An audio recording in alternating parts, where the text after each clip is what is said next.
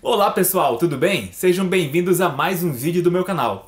Antes de seguir com a programação usual dos vídeos que eu vinha fazendo, eu decidi conversar com vocês sobre algo um tanto polêmico. E para ser bem direto, eu queria falar um pouquinho sobre o famoso marxismo cultural. Recentemente eu vejo cada vez mais gente dando atenção para esse termo e achei que seria bom compartilhar com vocês a minha opinião. E até onde eu pude perceber, essa discussão se divide em 3 tópicos. O primeiro deles é se o fenômeno mesmo chamado marxismo cultural de fato existe como alguns alegam.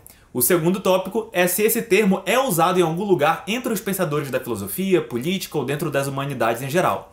E o terceiro item é qual o impacto político prático que isso tem ou se na verdade tudo não se trata de uma grande teoria da conspiração. Em geral, pessoas dentro da esquerda ou que se identificam com alguma forma de progressismo ou que pelo menos se opõem a alguns ícones da direita ficam com a última opção, dizendo que na verdade é tudo uma grande teoria da conspiração e que por isso a gente não deve levar essa história tão a sério ou mesmo que ela deve ser combatida e tal. E aí a proposta de hoje é ver se isso faz sentido. Bem, vamos lá. Para tentar entender isso tudo, eu comecei a coletar vários textos de pensadores de direita ou que pelo menos tenham posições tradicionalmente mais vistas como de direita. E eu falo isso porque sei que esses termos, direita e esquerda, são cheios de problemas, e que muitas vezes as pessoas fazem ressalvas na hora de usar. Mas enfim, acho que vocês entenderam. Então, eu tentei encontrar textos em que eles tentassem mais ou menos demarcar o que seria o marxismo cultural. E na minha busca eu encontrei textos, vídeos, materiais de Olavo de Carvalho, Luiz Felipe Pondé, Reinaldo Azevedo, Rodrigo Constantino, Marcelo Van Hatten, MBL, Iago Martins, entre outros. Vale ressaltar que esse termo é usado de forma bem diversa, então eu vou tentar fazer várias ressalvas e tentar alertar quando estiver fazendo generalizações. Por exemplo, eu noto que o Luiz Felipe Pondé tende a não usar o termo, mas ele fala coisas como o marxismo perdeu em todas as áreas menos na cultura, e aí enfatiza como as universidades e a mídia têm uma grande dose de esquerdismo e coisa assim.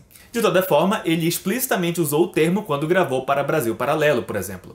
Já o Reinaldo Azevedo usa o termo muito episodicamente, pelo menos nos textos que eu encontrei. E em quase nenhum deles eu consegui perceber se ele se compromete explicitamente com alguma explicação a respeito desse termo marxismo cultural. Mas ele usa uma vez ou outra. De toda forma, ele é um dos que diz, por exemplo, que é possível ser gramsciano sem ter lido Gramsci, que houve uma espécie de difusão do pensamento dele e coisa assim. Bem, mas de longe quem mais produz no Brasil sobre esse tópico de guerras culturais, revolução cultural e marxismo cultural é Olavo de Carvalho. Ele já escreveu livros, fez cursos e vários vídeos para combater o que ele acha ser esse tipo de marxismo. E gente, acho que é a primeira vez que eu estou citando vários desses nomes aqui no canal, então acho que seria de bom tom, eu dizer que é assim, este vídeo, em especial, não tem o propósito de atacar gratuitamente ninguém. Ao mesmo tempo que eu quero avaliar se o marxismo cultural é uma teoria da conspiração, eu também quero ser justo o máximo que for possível com a opinião de todos, sejam de esquerda, sejam de direita, ok? E é exatamente por isso que eu me dei o trabalho de levantar o maior número possível de declarações de diferentes anos para ver inclusive se esses pensadores mudaram de posição ou sofisticaram algum argumento e coisa assim. Então eu peço que vocês assistam ao vídeo até o fim, mesmo porque eu acho que vocês vão ver que a gente vai ter um monte de plot twist interessante aí no meio. Não tirem conclusões precipitadas então, ok? Vamos lá! Um dos textos mais relevantes para a gente começar a demarcar o que se entende por marxismo cultural é um artigo de Olavo de Carvalho de 2002, em que ele basicamente faz a seguinte narrativa. Em determinado momento, no começo do século XX, alguns teóricos marxistas perceberam que uma parte considerável do proletariado não comprou a ideia deles, e como no caso da Itália, acabaram apoiando Benito Mussolini, que conduziu na verdade um regime fascista. Após isso, houve supostamente alguma reflexão dentro da esquerda revolucionária, no sentido de passarem a ter um apelo mais cultural, para fins de conseguirem enfim avançar com o comunismo. Daí, unindo os comentários de ordem cultural do George Lukács, as estratégias de Antônio Gramsci, a fusão de Freud e Marx da proposta das primeiras gerações da escola de Frankfurt, algumas ideias do berço francês, como o desconstrucionismo, mais o politicamente correto americano, gerou-se então o famoso marxismo cultural. Bem, deu para perceber que essa receita tem um monte de ingredientes, não é? Mas basicamente é isso. Alguns enfatizam mais a relevância de Gramsci, outros falam mais da escola de Frankfurt, em especial Adorno, Marcuse e Horkheimer, ou algum outro, mas o importante é que esse é o núcleo da história. Tudo que contribui com a ideia de amoldar a moral e os costumes ocidentais, usando estratégias culturais para melhor receber a Revolução Comunista, nos termos desses pensadores, é direta ou indiretamente um rio tributário desse grande conjunto chamado marxismo cultural.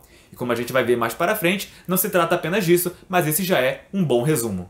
Quero deixar claro que até agora eu não estou fazendo nenhuma concessão ou concordando com isso. Eu estou apenas tentando interpretar o que se considera ser o dito marxismo cultural. Mas vamos lá, acho bom a gente começar com aquela proposta inicial do vídeo. Vamos primeiro avaliar a terminologia em si e depois vamos avaliar o conteúdo dela. Bem, acho que a forma mais justa de lidar com o marxismo cultural é dizer que ele de fato não se trata de um termo de amplo uso dentro da academia, mas isso também não quer dizer, por outro lado, como alguns acusam, que ele foi inventado por uma nova direita americana como se tivesse sido puramente fruto de uma estratégia política ou mesmo uma mera imitação do bolchevismo cultural, como o canal Meteoro Brasil fala. E fato é que, apesar de haver possíveis distorções do termo ou exageros, isso não muda o fato de que o termo foi usado sim dentro da academia. Eu fiz uma pesquisa de artigos e livros que fazem referência ao termo, e o autor mais antigo que faz menção a ele, que eu encontrei pelo menos, foi o Trent Schroer, que escreveu um livro chamado The Critique of Domination, The Origins and Development of Critical Theory.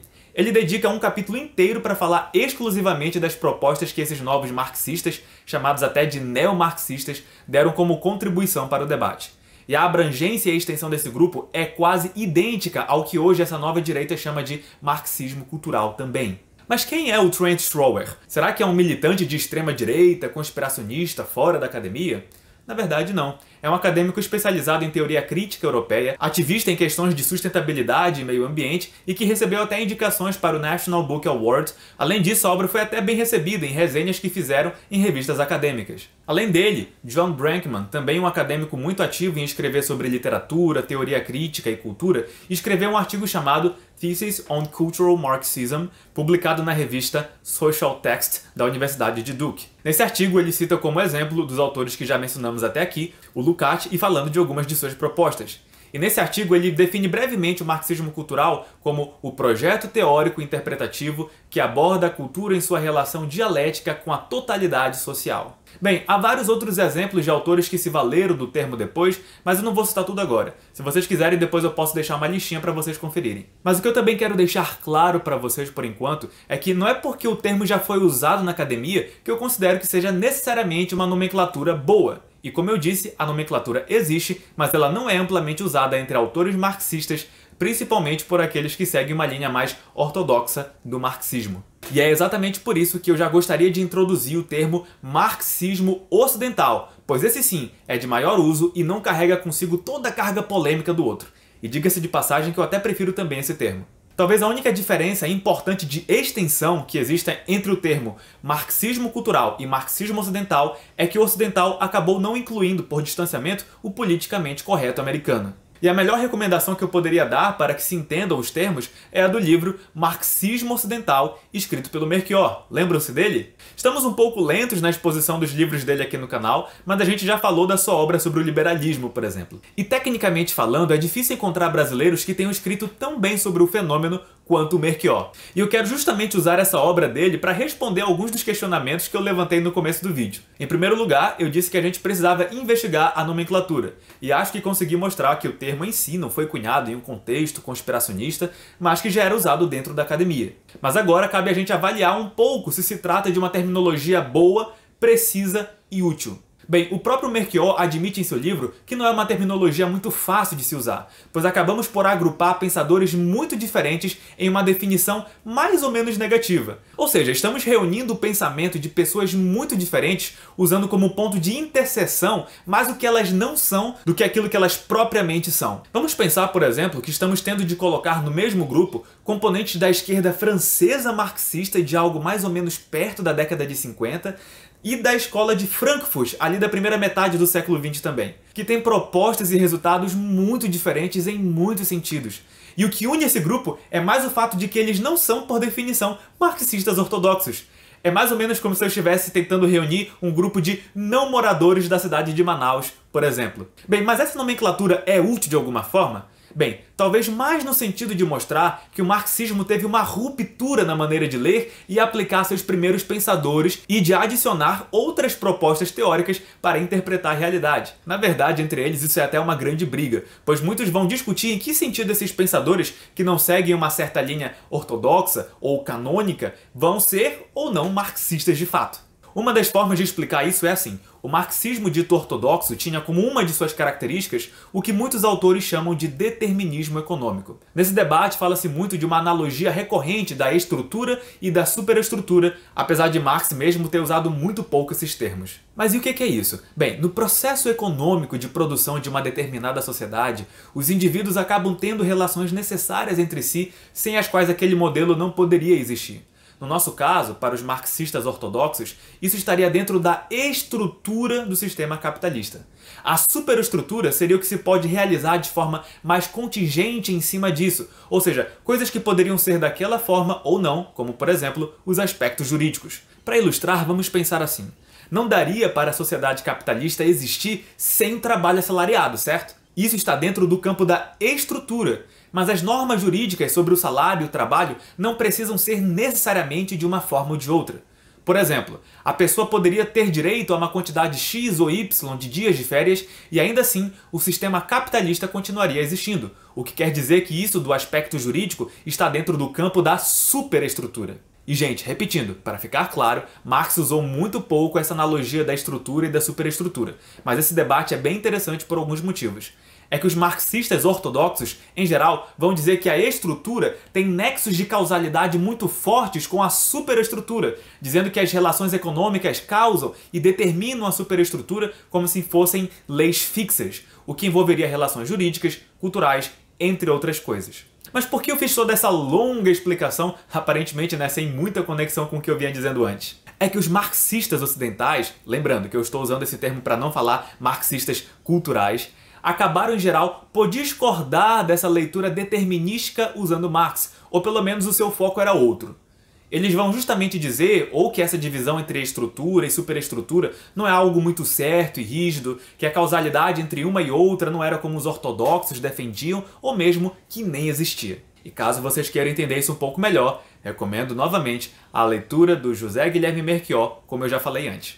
Mas enfim, vamos lá. Preparem-se que vai chover um monte de termo técnico, mas eu vou explicando depois. O Melchior vai mostrar que existem pontos de convergência entre esses autores, o que significa que esse marxismo cultural não se trata apenas de uma definição negativa. Ele vai dizer que, em geral, os marxistas ocidentais são aqueles autores de repertório e correspondência marxista que têm uma proposta de análise e crítica cultural muito forte, com tendências a uma leitura mais hegeliana de Marx e que têm divergências com o método mais determinista de um materialismo histórico soviético, como coisas de Lenin e Bukharin, por exemplo. Então há um certo distanciamento da ortodoxia bolchevique, um afastamento da ideia de cientificidade marxista para uma aproximação de enxergar o marxismo mais como uma crítica. E para completar esse processo, houve uma certa retomada do idealismo alemão e várias discussões epistemológicas que em geral não eram presentes no marxismo anterior. Resumindo de forma bem bruta, esses marxistas são uma fusão de propostas de análise cultural, um olhar mais humanístico para a história, ou seja, buscando entender o sentido das coisas de um ponto de vista mais subjetivo e menos causado por aspectos econômicos, apesar de não descartá-los. Grosso modo, em linhas bem gerais, é isso que está em discussão. Preciso ressaltar também que esse nome ocidental não quer dizer que todo marxista que está no Ocidente é um marxista ocidental. O Melchior cita vários que estão no Ocidente, mas que não entram dentro dessa mesma proposta. Além disso, o termo acaba sendo útil também para mostrar que o que esses autores fizeram era algo bem diferente da proposta marxista chinesa. De toda forma, preciso ser justo aqui também. Eu realmente considero o termo marxismo ocidental mais preciso e rico tecnicamente falando, mas é claro que ele apresenta problemas. Toda tentativa de agrupar teóricos muito diversos sempre é difícil. Esse grupo que acabei de citar tem muitas exceções e inconformidades dentro dele mesmo. Muitas vezes as divergências entre eles são tão grandes ou até maiores do que as convergências. Mas eu não fui o único que pensei assim. Sabe quem mais admite isso? Olavo de Carvalho. Sim, bem, ele não usa o termo marxismo ocidental, mas como a abrangência é quase a mesma, é óbvio que ele seria também capaz de notar que o termo marxismo cultural também é problemático. Ele mesmo reconhece na sua aula de 1º de fevereiro de 2014 que a proposta da escola de Frankfurt é tão ampla e diversa da de Gramsci que o termo acaba sendo impreciso. E ele até admite inicialmente que aderiu ao termo porque era o vocabulário da discussão da época, o que não impedia que depois ele fosse sofisticando seu entendimento a respeito do assunto. Nessa mesma aula e no mesmo fluxo de raciocínio, ele rebate algumas críticas dizendo que nunca declarou que George Soros estivesse por trás do marxismo cultural ou que se interessasse por ele. Ele reconhece até que não é possível bem mapear e saber exatamente quem são as pessoas que têm esse tipo de preocupação e interesse. E talvez alguém possa até pensar que nesse discurso ele se afasta um pouco, né, da pecha conspiracionista. Bem, mas eu faço essa ressalva porque nós temos duas formas de interpretarmos essa mudança do Olavo. Alguns podem concluir que ele foi só prudente, né, e mostrou que não está obstinado tentando mostrar que há uma teoria da conspiração mundial organizada sem que ele tivesse provas disso. Já outros podem interpretar que ele faz sempre esses recuos, né, de forma estratégica para fins políticos e que na verdade essa é uma prática comum dele. Ou seja, há quem pense que ele comentou isso, mas por fins puramente persuasivos. Bem, eu não pretendo fazer esse tipo de julgamento aqui. Espere mais um pouquinho que vocês vão entender. Isso aqui não é um discurso em defesa do Olavo, mas também não é um ataque cego. Eu só quis ser justo com as coisas que ele mesmo já disse. Mais para frente, eu quero oferecer algumas críticas mais interessantes do que essas sobre as análises das intenções dele ou coisa assim. O importante agora é isso aqui, que fique registrado que o próprio Olavo reconhece fragilidades no termo marxismo cultural, mas que ainda assim ele continua usando o termo, por motivos que nós não vamos discutir por enquanto. Agora que essas questões terminológicas ficaram mais esclarecidas, vamos mergulhar um pouco mais fundo nesses teóricos do dito marxismo cultural, ou, como eu prefiro, marxismo ocidental. E o meu ponto aqui é mais o seguinte: esses autores estão corretos em seus diagnósticos e prognósticos da sociedade? E mais, a dita nova direita que usa esses autores faz leituras corretas deles? Mas mesmo que não faça, será que uma leitura correta desses autores, respeitando a intenção deles, aponta para uma tentativa, né, de instaurar um marxismo que destruirá os valores judaico-cristãos?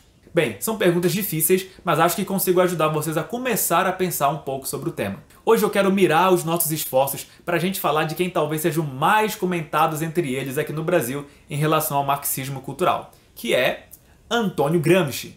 Bem, apenas para contextualizar vocês, Antônio Gramsci foi militante comunista na Itália, preso a mando de Mussolini e passou praticamente toda a parte final de sua vida dentro da prisão. Lá ele escreveu o que conhecemos hoje como os Cadernos do Cárcere, e é sobre esses cadernos que o debate todo é construído. Só para situar melhor vocês, com as obras de Gramsci já se conseguiu defender e atacar a democracia, e há até pensadores de direita que já começaram a se apropriar de ideias dele. E, em geral, setores da esquerda também o levam em alta estima, em muita consideração. Mas as interpretações em si sobre a obra do Gramsci são muito diferentes, muito diversas entre si. E talvez nem seja por má fé ou incompetência, apesar de a gente não poder descartar essa hipótese, né, por enquanto. É que a obra dele é muito fragmentária. São mais de 2.000 páginas de caderno em que se debate coisas como a cronologia dos escritos e a sua continuidade. Como assim? É que esses cadernos são agrupados em A, B e C. Alguns são cadernos originais que Gramsci tentou reeditar e reescrever para melhorar, outros já são os refeitos e alguns são os que ele não quis ou nunca conseguiu, nunca teve tempo de reescrever. Então há muita discussão na literatura especializada de por que ele mudou alguns termos na hora de editar os cadernos, qual foi a chave para essas mudanças, enfim, é bastante coisa. Vocês vão ver que os intérpretes dele acabam tendo posições muito variadas a respeito da sua teoria política. É só compararmos algumas interpretações de Norberto Bobbio, o Carlos Nelson Coutinho, com exegetas posteriores. Isso chega ao ponto de que a intenção última de Gramsci a respeito de alguns assuntos ser muito disputada e em parte por causa desse caráter fragmentário da obra. Bem, mas depois de fazer todas essas ressalvas terminológicas, vamos ao que eu acho que é o ponto mais problemático. Para mim, o principal problema que acompanha os discursos sobre o marxismo cultural não é o termo em si, mas sim a falta de rigor ao tratar de Gramsci e outros. Na verdade, eu defendo até que uma leitura mais atenta dos conceitos deles pode oferecer uma crítica muito mais substancial do que geralmente a gente vê por aí. E veja, para criticar Gramsci nem precisa ser de direita. Herdeiros do marxismo ortodoxo, em geral, também são muito contrários a ele.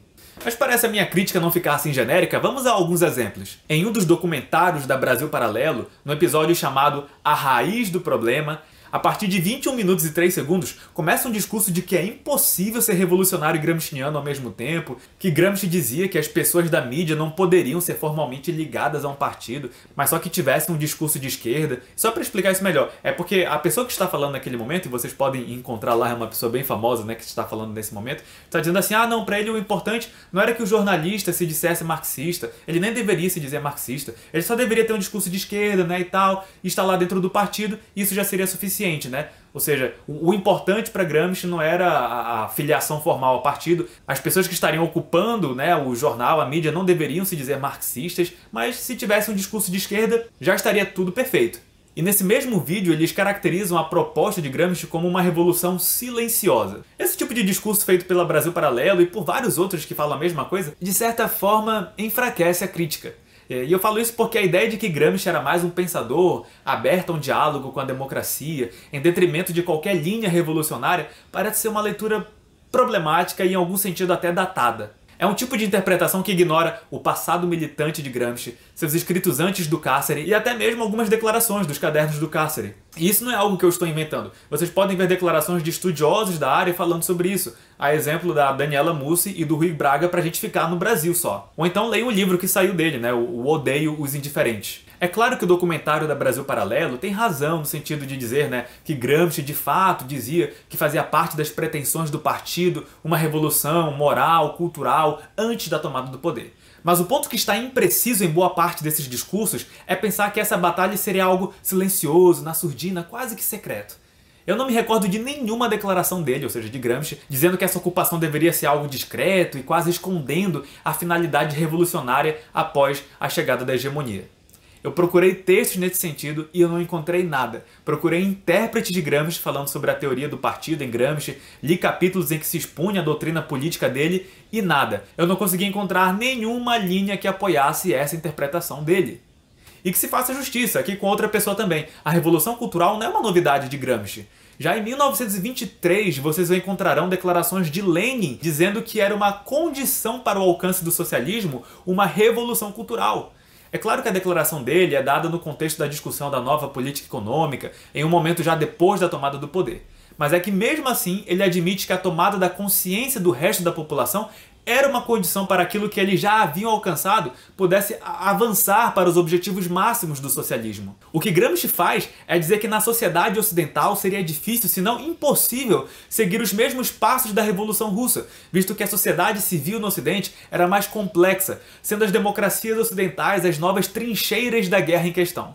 Daí que a tomada da hegemonia seria então um passo prévio para facilitar o processo, como também explica muito bem o Carlos Nelson Coutinho, uma das maiores referências da área no Brasil. Além disso, quando vemos declarações de Gramsci considerando os jornais como podendo ser considerado eles mesmos partidos políticos, né, alargando um pouco aqui, né, a ideia de partido para encaixá-los na ideia que ele defendia sobre o papel dos intelectuais, ou quando a gente vê, por exemplo, as propostas explícitas dele sobre a escola unitária para resolver o problema do ensino técnico, quando vemos também que ele chama mesmo a postura pacifista de Gandhi, né, como uma guerra de posição, parece evidente que as descrições que Gramsci faz da conquista da hegemonia não era algo silencioso, discreto e secreto. Como se fosse errado ou ineficaz falar abertamente sobre assuntos ideológicos e crenças comunistas com a população. Ele basicamente estava dizendo que na guerra de posição, quem luta pela hegemonia tem que expandir o debate, a persuasão, para outras áreas em que originalmente não estava. Daí essa preocupação de pensar no intelectual orgânico, ou seja, o intelectual de classe, né? Aquele que conscientiza e organiza os seus pares. É claro que isso é uma disputa de consciência, é uma disputa pelos sentimentos das pessoas e pelas suas opiniões,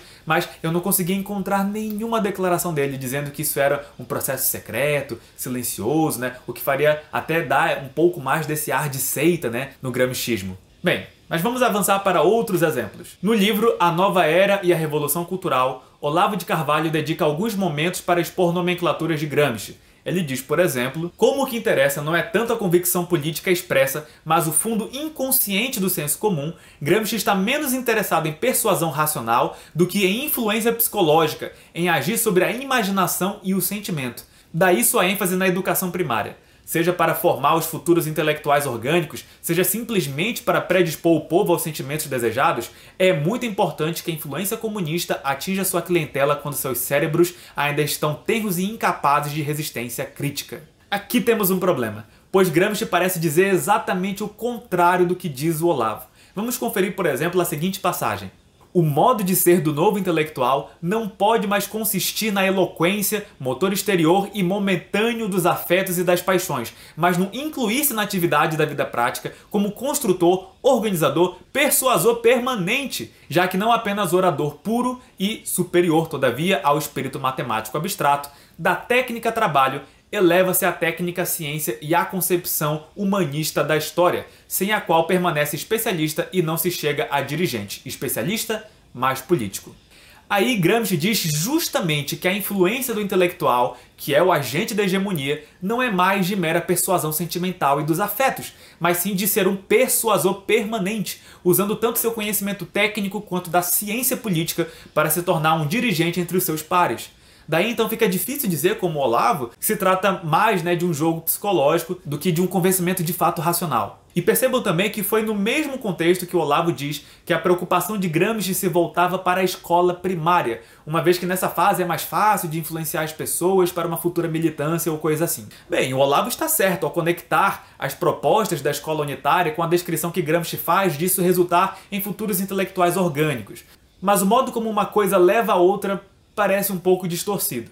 Gramsci ali não estava pensando em fazer uma doutrinação implícita e de fazer militância nas aulas de gramática para as crianças ou coisa assim. Na verdade, muitas das propostas para o ensino primário visavam mais sanar o problema que causava a separação da escola tradicional das escolas profissionais. É que Gramsci narra a seguinte tendência: com cada vez mais profissões surgindo na Europa, o que se considerava ser a escola tradicional, que transmitia a cultura formal da sociedade, ficava limitada mais para uma elite intelectual, enquanto que as classes voltavam-se mais para as escolas das profissões que iriam seguir depois. Daí surge o programa de Gramsci de unir as duas coisas no que ele chamou de escola única ou escola unitária, que ensinaria tanto a educação formal quanto o ensino técnico para as futuras profissões. Mas seria isso um indicativo, de que ele estava mirando fazer uma lavagem cerebral nos jovens ou coisa assim? Bem, quando ele descreve a sua proposta de escola única como uma proposta de escola ativa, parece que não. Vejamos o que ele mesmo diz aqui. Descobrir por si mesmo uma verdade sem sugestões e ajudas exteriores é criação, mesmo que a verdade seja valha, e demonstra a posse do método. Indica que, de qualquer modo, entrou-se na fase da maturidade intelectual, na qual se pode descobrir verdades novas. Por isto, nesta fase, a atividade escolar fundamental se desenvolverá nos seminários, nas escolas, nos laboratórios experimentais. É nela que serão recolhidas as indicações orgânicas para orientação profissional. Percebam que havia uma preocupação aqui muito mais técnica do que outra coisa. Para ele, oferecendo esses meios de refinar a intelectualidade dos jovens, isso também seria um facilitador para que a hegemonia avançasse com o tempo, mas não por uma lavagem cerebral ou coisa assim. É como Lenin também disse, boa parte do problema na Rússia era de que ainda havia muitos analfabetos em vários níveis. E para Gramsci, essa seria uma maneira de rivalizar com a formação católica, que também formava intelectuais, mas intelectuais inorgânicos, o que obviamente não era bom para uma esquerda que buscava a sua hegemonia. Ou seja, resumindo o meu ponto, parece que as críticas não estão bem calibradas aqui. Mas sabe o que é curioso? É que o próprio Olavo começa o livro dele, A Nova Era e a Revolução Cultural, já dizendo que a análise que ele expõe de Gramsci é superficial. Gente, ele admite isso. E ele diz lá que ele só se aventurou para escrever sobre o assunto na ausência de alguém melhor que se dispusesse a fazer o mesmo. Eu vou ler aqui o que ele mesmo fala nessa nota de sua primeira edição do livro. Reconheço que, ao menos quanto a Gramsci, o exame que apresento é superficial, que haveria ainda milhares de coisas a dizer que aqui não foram ditas. Mas alguém tem de começar, e na falta de melhores cérebros que se dispusessem a dirigir o assunto, a coisa sobrou para mim. Então não me matem aqui por criticar algumas leituras dele. O próprio Olavo reconhece suas fragilidades nessa área. E eu acho que aí o Olavo tem razão.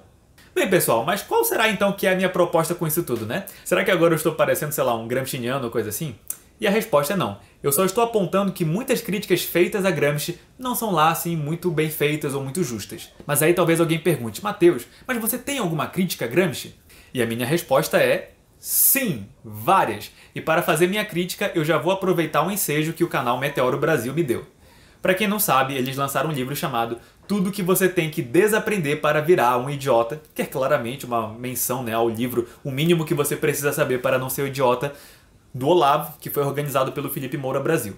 A minha crítica aqui vai agora ao capítulo em que eles estão tentando esclarecer que Gramsci não era maquiavélico no sentido popular da coisa. Resumidamente, a grande tese do capítulo é que Gramsci é tirado de contexto, injustiçado, e que quando ele usa a analogia do centauro e termos de Maquiavel em geral, ele está, na verdade, se referindo ao governo fascista, sendo, portanto, injusto dizer que ele é um patife e um maquiavélico no sentido depreciativo.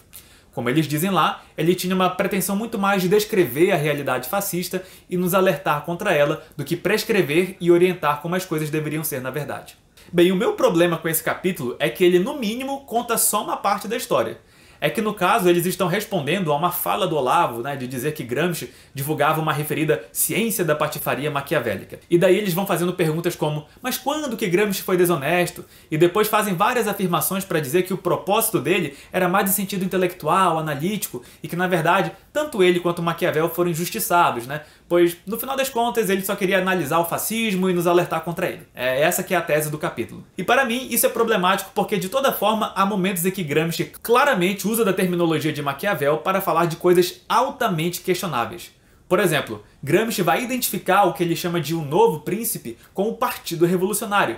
E nesse contexto, olha só o que ele diz. O moderno príncipe, desenvolvendo-se, subverte todo o sistema de relações intelectuais e morais, uma vez que seu desenvolvimento significa, de fato, que todo ato é concebido como útil ou prejudicial, como virtuoso ou criminoso, somente na medida em que tem como ponto de referência o próprio moderno príncipe e serve ou para aumentar seu poder ou para opor-se a ele. O príncipe toma lugar nas consciências da divindade ou do imperativo categórico, torna-se a base de um laicismo moderno e de uma completa laicização de toda a vida e de todas as relações de costume. Talvez o primeiro impulso que a gente tenha seja de pensar que essa passagem esteja fora de contexto ou coisa assim, mas mesmo o dicionário gramsciano, que é uma referência super importante, não parece rejeitar a interpretação óbvia da passagem. Ele apenas faz a ressalva de que não se pode esquecer, né, de que ele estava em um contexto histórico de clara oposição ao fascismo, etc, etc.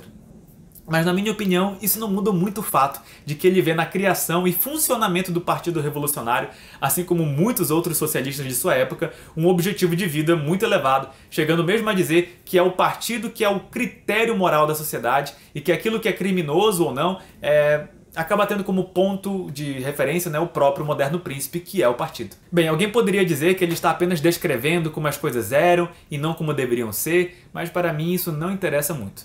É claro que em várias passagens o objetivo de Gramsci é descritivo mesmo. Por exemplo, não é como se ele estivesse o tempo todo descrevendo coisas que podem passar a ser feitas deliberadamente do nada. Para emprestar nomenclaturas que o Gramsci gostava de usar para descrever conflitos e disputas da sua época, não é como se nós pudéssemos parar e pensar assim: ah, agora a gente vai começar a fazer guerra de manobra, agora a gente vai começar a fazer guerra de posição. Não, para ele essas terminologias descrevem coisas que acontecem naturalmente, de forma quase que espontânea na sociedade, e às vezes de forma até simultânea, sem que os indivíduos estejam refletindo sobre esses termos.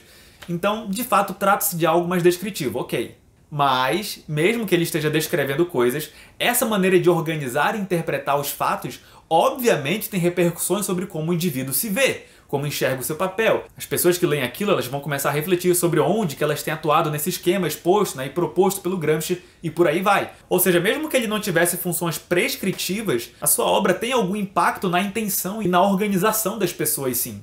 O próprio Nelson Continho, por exemplo, diz que a formulação dele do partido em 3 níveis, né, o dos capitães, da massa e dos intermediários, é muito possivelmente um insight, né, uma descrição que Gramsci teve ao atuar no próprio Partido Comunista Italiano, né, e ver como que as coisas funcionavam lá. Então pouco importa se é algo prescritivo ou descritivo. No final das contas, as pessoas se enxergam no processo e se organizam de alguma forma pela hegemonia. E se esse é o caso, a descrição dele de como o moderno príncipe atua, sendo ele, né, o moderno príncipe, o próprio Partido Revolucionário, certamente é uma descrição problemática que, ao meu ver, não deveria ser aceita. Ou seja, no final das contas, quase toda crítica contra uma postura revolucionária, contra uma proposta de romper com as instituições em um futuro próximo ou distante, pode se aplicar em alguma medida contra Gramsci. Porque ele também pensava assim, apesar de ter inovado em algumas coisas na sua teoria política. Gente, acho que eu já falei demais, não foi? Eu queria muito ter citado e analisado aqui outras passagens de Gramsci, mas eu acho que já deu para entender um pouco mais sobre esse debate, não foi? Eu também queria poder falar sobre a Escola de Frankfurt e outros, mas esse vídeo já ficou muito maior do que eu estava pensando, então se vocês quiserem mais sobre isso, é só comentar aqui embaixo que eu avalio se faço esse vídeo ou não. Ah, eu também queria fazer um vídeo, né, em que eu pudesse falar do impacto prático que Gramsci teve e se a coisa está de fato no nível que a direita diz que está, né? Mas eu acho que isso vai ficar para outro vídeo também. Eu demoraria muito, por exemplo, para avaliar se as universidades de fato estão totalmente tomadas pela esquerda, como alguns alegam. Mas se você quiser minha opinião, comente aqui embaixo também, que aí eu vou avaliar e vejo se faço um vídeo sobre o assunto. Mas resumindo o que vimos hoje, marxismo cultural não é um termo inventado pela nova direita, marxismo ocidental parece ser um termo menos problemático, Nós temos muitos ataques feitos aos teóricos desse dito marxismo, né, que são ataques ou mal feitos ou injustos. Pessoas de dentro da esquerda também revidam de forma não muito honesta, ou pelo menos não muito precisa, mas no final das contas, uma leitura atenta para o texto de Gramsci talvez mostre os seus principais problemas. Então, se você está de fato empenhado em lutar contra ideias que acha ruins, o meu apelo aqui é o seguinte: tente se informar mais. Não repita chavões de pessoas que você respeita antes de procurar se elas estão corretas ou não. Quer atacar Gramsci? Então tente atacar sua formulação sobre o partido, a sua teoria sobre o Estado, a demarcação que ele faz de conceitos políticos, suas análises sobre a revolução passiva, a guerra de manobras, a guerra de posição ou coisa assim. Há muita coisa passiva de ataque e se você estudar melhor, certamente encontrará coisas bem mais interessantes de serem criticadas do que tem sido dito por aí. E o mesmo vale para a esquerda, hein? Tem muita gente falando coisa bem errada também. Bem, gente, é isso. Espero que tenham gostado do vídeo. Espero que tenham entendido a minha intenção aqui em ajudar o debate a ser menos confuso e mais preciso tecnicamente falando. Mas eu vou ficando por aqui. Um forte abraço para todo mundo e até mais.